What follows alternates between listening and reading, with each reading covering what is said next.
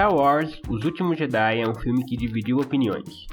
Alguns amaram, outros odiaram na mesma proporção. Mas tem uma coisa que me chamou a atenção nessa discussão sobre Os Últimos Jedi: a constante citação de supostos furos de roteiro no filme.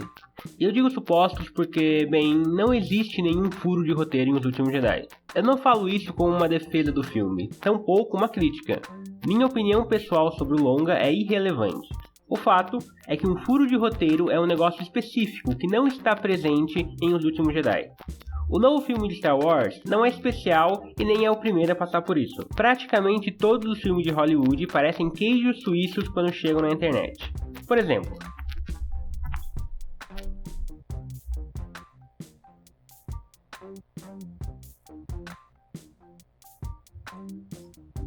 é interessante notar que um dos prints que você acabou de ver era de Meia-Noite em Paris, um filme que venceu o Oscar de melhor roteiro original, entre outros prêmios de roteiro por aí.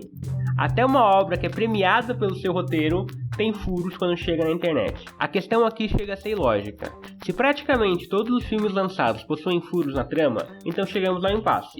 Ou Hollywood simplesmente não sabe fazer filmes e nós continuamos assistindo por masoquismo, ou tem alguma coisa errada. Eu acredito na segunda opção e nomeei esse algo errado de cultura dos furos de roteiro. Para começar a falar sobre isso, primeiro a gente precisa definir o que é um furo de roteiro.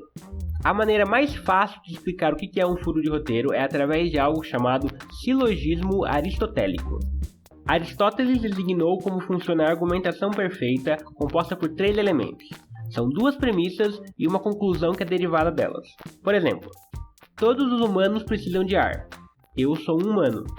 Logo, eu preciso de ar. Certo, e como que isso nos ajuda a entender o que é um furo de roteiro? Da mesma forma que o silogismo aristotélico, a trama de um filme também precisa de certas premissas. A diferença é que elas não precisam levar a uma conclusão, apenas fornecem as condições para o conflito da história. Num filme dos X-Men, por exemplo, nós aceitamos como premissa de que esse é um universo em que algumas pessoas possuem poderes. Assim, quando aparece um cara que solta raio pelos olhos, a gente aceita como um fato natural daquele mundo. Essas premissas são como esqueletos que sustentam o universo daquela história para que possamos ver o conflito dos personagens se desenvolver. Se um filme fosse um circo, as premissas do roteiro seriam como uma estrutura metálica que mantém a tenda de pé para que o espetáculo possa ocorrer. Portanto, um furo de roteiro acontece quando um evento contradiz diretamente uma das premissas estabelecidas pelo filme. Vamos para um exemplo prático para entender melhor essa definição. Jim Carrey tem um filme de 97 que se chama O Mentiroso. Nesse filme, ele interpreta um advogado que mente o tempo inteiro para qualquer coisa. Porém, seu filho faz um pedido de aniversário para que seu pai não possa mentir por 24 horas. E, durante o longa, o personagem de Jim Carrey acaba magicamente forçado a dizer a verdade até aprender uma bela lição sobre a honestidade e tudo mais. A sinopse do filme apresenta 2 premissas básicas. Existe magia nesse filme. É uma magia onipotente e onisciente, da qual o protagonista não pode escapar. Por causa dessa magia, o personagem principal não pode mentir por 24 horas. Ele é fisicamente proibido de contar uma mentira e, se tentar, vai começar a se engasgar ou ficar mudo. Um furo de roteiro seria se, depois de algumas cenas com essas premissas, o personagem vivido por Jim Carrey simplesmente mentisse para algum colega de trabalho, alguma outra pessoa, e não sofresse nenhuma consequência por isso. Isso quebraria as premissas daquele universo. Na minha pesquisa para fazer esse vídeo, eu encontrei dezenas de listas de furo de roteiro dos mais diversos filmes pela internet. Desde lançamentos mais controversos, como Os Últimos Jedi, Batman vs Superman, Homem de Ferro 3, até filmes já consagrados, como Duro de Matar, Jurassic Park e mesmo Poderoso Chefão. Depois de ver todas essas listas de artigos, eu percebi que uma boa maneira de fixar na nossa cabeça o que é um furo de roteiro é explicar o que não é um furo de roteiro. Então vamos lá, o que não é um furo de roteiro? Um dos tipos mais comuns de furo de roteiro citados na internet é o por que aconteceu X quando poderia acontecer Y. Eu chamo isso de coisas que você faria diferente. Existem milhões de exemplos assim, e um dos mais famosos é em Homem de Aço. Muita gente se pergunta, por que o Superman não levou a luta contra o Zod para fora da cidade? Nenhum dos questionamentos desse tipo é um furo de roteiro, já que não existe nenhuma premissa do mundo desses filmes sendo quebrada por causa dos eventos. Nada em Um Homem de Aço diz que o Superman e o Zod não podem lutar em Metrópolis, por exemplo. Eu não tô dizendo que você é obrigado a gostar disso, ou que essa é a melhor decisão do filme. Nem mesmo que essa luta é legal legal ou que é algo que o Superman faria. Mas essas questões não se encaixam na definição de um furo de roteiro. Nenhum filme tem a obrigação de usar a solução mais lógica ou prática para a resolução de seus conflitos, mas sim a solução que é mais adequada para os seus personagens e desenvolvimento temático do próprio filme. O Film Critic Hulk publicou um artigo excelente sobre o furo de roteiro, que aliás foi usado como pesquisa para esse vídeo e vai estar linkado na descrição, onde ele fala mais profundamente sobre um aspecto interessante: a função do filme. Muitas vezes, os personagens de um filme tomam certas decisões ou a trama segue por uma direção específica para cumprir a função que o longa tem. Vamos ver um exemplo que ajuda a entender isso. Na história da Chapeuzinho Vermelho, a mãe avisa que ela não deve conversar com estranhos na floresta. Infelizmente, a menina não dá ouvidos e acaba falando com o lobo mau, que vai até a casa da vovozinha por causa disso. A moral da história é simples: obedeça a seus pais e não converse com estranhos. Porém, nós podemos aplicar a lógica do porquê X ao invés de Y aqui nessa fábula também. Por exemplo, por que a mãe da Chapeuzinho não pede para outra pessoa entregar os doces para a vovozinha? Por que uma criança precisa viajar pela floresta para isso? Por que ela mesma não vai? É que a história precisa que seja Chapeuzinho aí pela floresta e fale com o lobo mau, para que a história possa ter uma função e uma moral no fim. É só porque a Chapeuzinho Vermelho falou com o lobo mau que nós aprendemos que não devemos conversar com estranhos. É a mesma coisa no cinema. Personagens tomarão decisões e eventos vão acontecer para que o filme possa cumprir a sua função.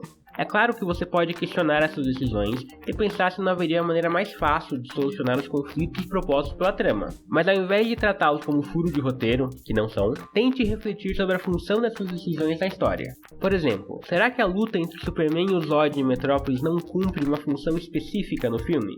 Como, por exemplo, fazer com que o Clark Kent simbolicamente escolha entre humanos ou kryptonianos?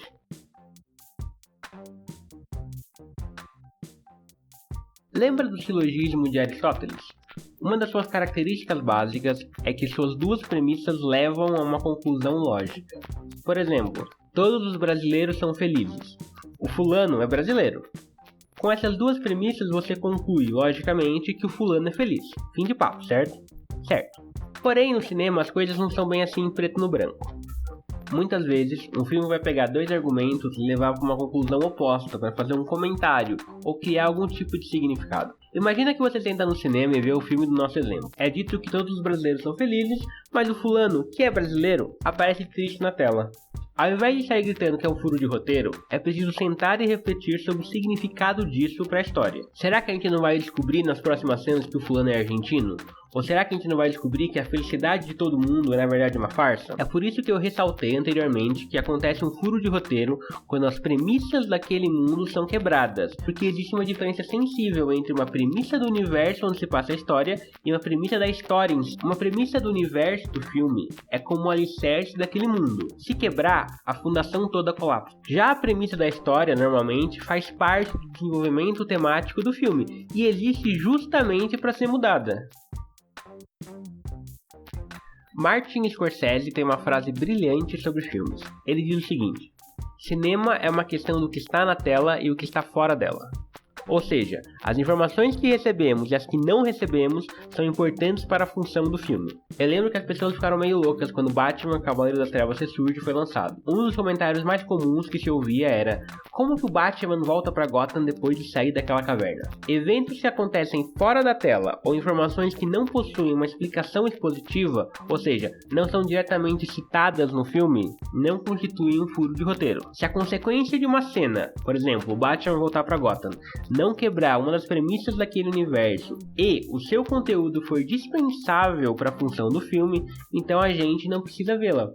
Depois de tudo isso e de deixar claro o que é um furo de roteiro e o que não é um furo de roteiro, a pergunta que fica é: por que a gente confunde tanto e se importa tanto com esse tipo de coisa? Eu vejo dois principais motivos para isso. O primeiro é a ausência de conhecimento técnico sobre cinema que muita gente tem. Todos nós conhecemos histórias instintivamente. A gente sabe o que funciona e o que não funciona, já que a gente vê dezenas de filmes todos os anos desde que nascemos. A gente sabe, a gente sente quando um filme tem problemas, mesmo que a gente não saiba explicar que problemas são esses. Assim, na ausência de um termo melhor, a gente usa furo de roteiro pra tudo. Às vezes é a motivação de um personagem que não ficou clara, às vezes a trama tem uma barriga ou simplesmente a gente não concorda com a mensagem do filme. Não importa, tudo vira furo de roteiro na hora de reclamar. O primeiro passo para corrigir isso é aprender no que consiste um furo de roteiro na verdade e, aos poucos, entender como expressar melhor a nossa insatisfação com o filme. Se a gente estudar e aprender o que é uma barriga em um filme, ou saber como identificar o arco de um personagem, ou aprender como ler o desenvolvimento temático do filme,